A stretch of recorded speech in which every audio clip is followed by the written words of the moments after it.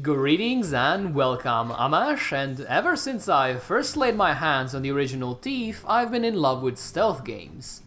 The constant danger, the thrill of the hunt, and the knowledge that all of your plans can go awry at any single second. All of this makes stealth games so much more absorbing than your run-of-the-mill strategy and/or puzzle game.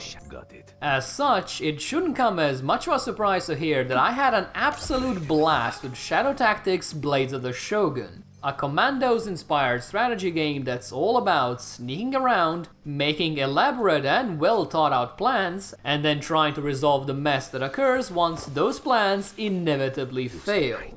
And since that description doesn't really do it justice, allow me to show you why exactly I've spent the past week toying around with Shadow Tactics. Much like the Commandos series of old, Shadow Tactics isn't a game where you control just one character, but rather up to 5 of them depending on the mission. These characters also aren't just your everyday interchangeable protagonists, as each of them brings a unique set of skills to the table.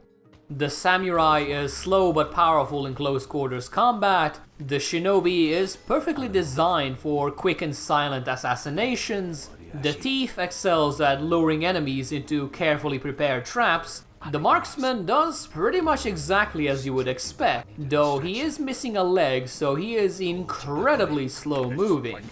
And finally we have the kunoichi, which is basically a female ninja, and she is able to disguise herself in order to distract guards and provide her teammates with a way forward.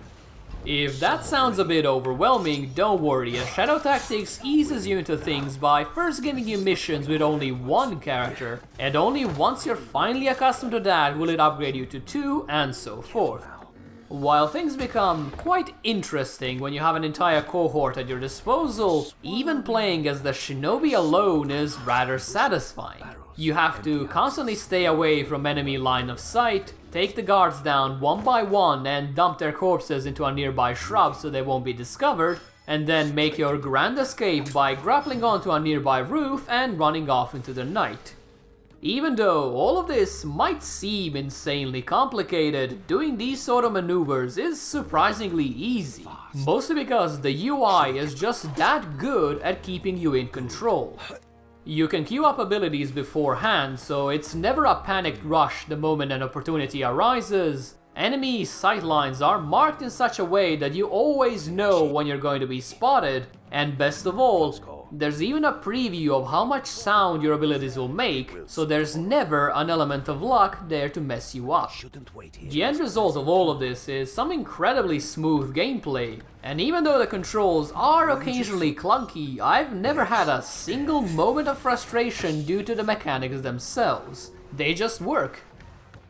While this is highly useful in missions with a single character, it is especially important in the missions where you get to control multiple. A task that in theory should be nearly impossible given that Shadow Tactics is a real-time strategy.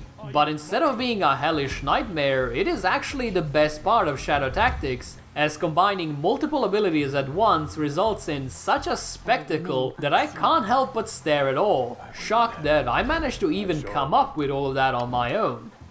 The reason this is even possible is the aforementioned ability for each character to queue up one action, which you can then execute simultaneously at the press of a button.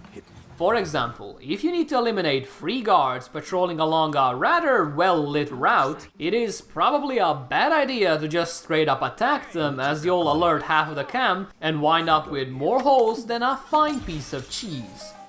What you can do instead is queue up an attack command on each of your characters, so the moment you press the button they will all go in for the kill at the same time. And then you can focus all of your attention on choosing the exact perfect moment to strike.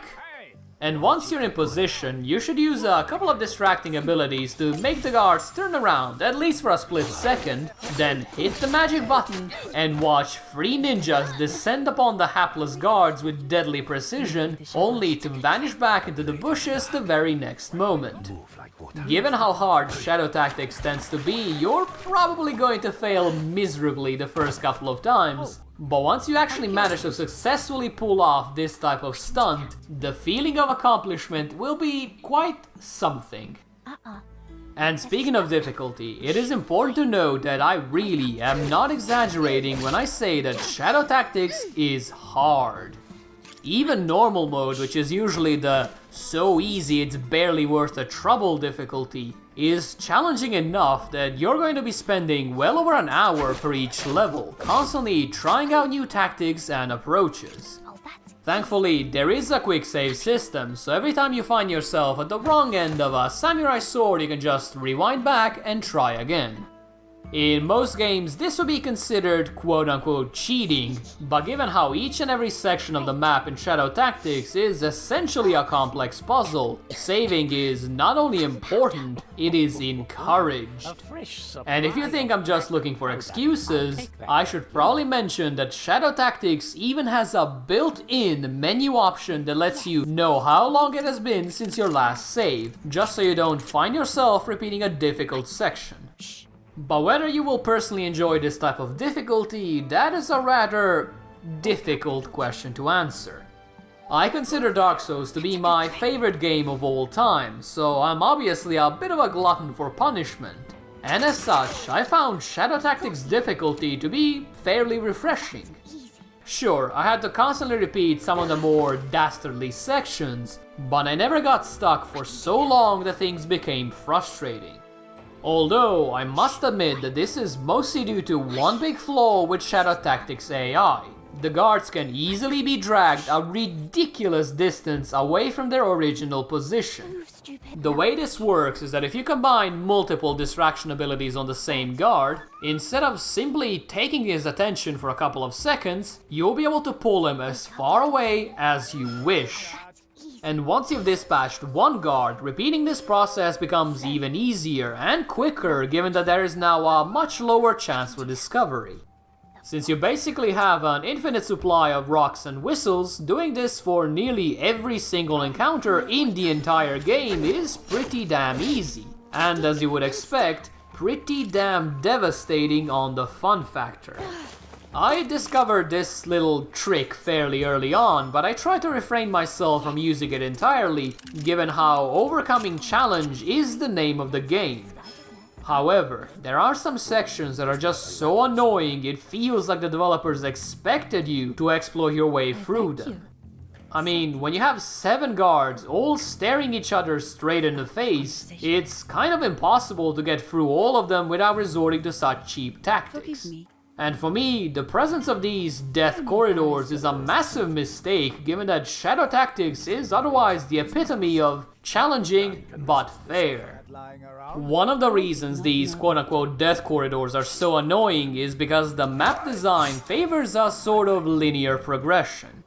In other words, even though the maps themselves are fairly wide and somewhat open-ended, you'll be progressing through them one section at a time.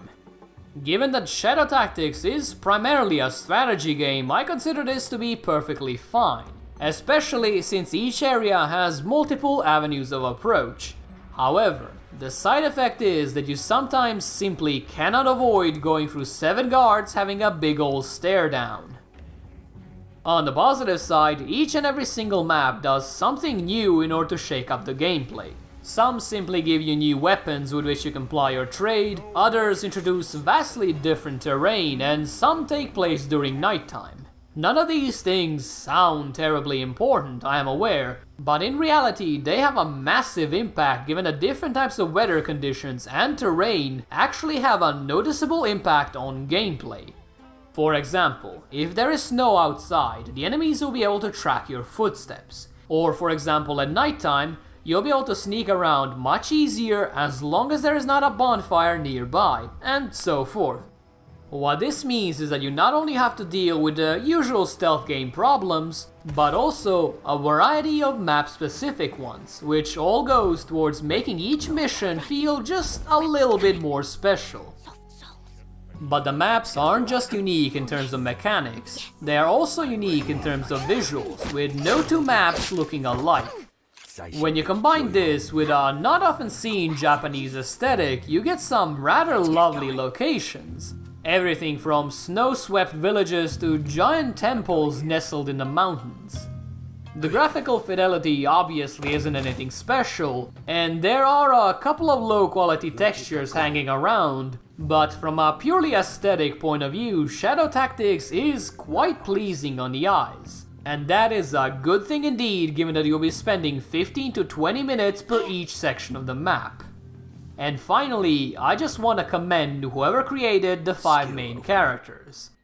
While the main story is about as generic as it gets, the characters themselves are so likable and so full of personality that I genuinely enjoyed having them around.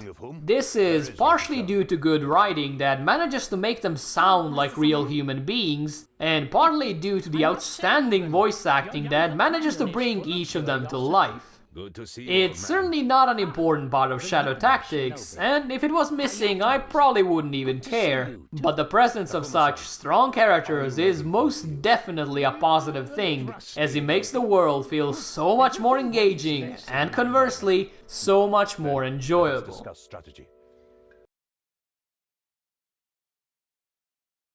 If I had to sum all of this up in a single sentence, it would be this. Shadow Tactics is an excellent strategy game and a worthy successor to the Commandos series.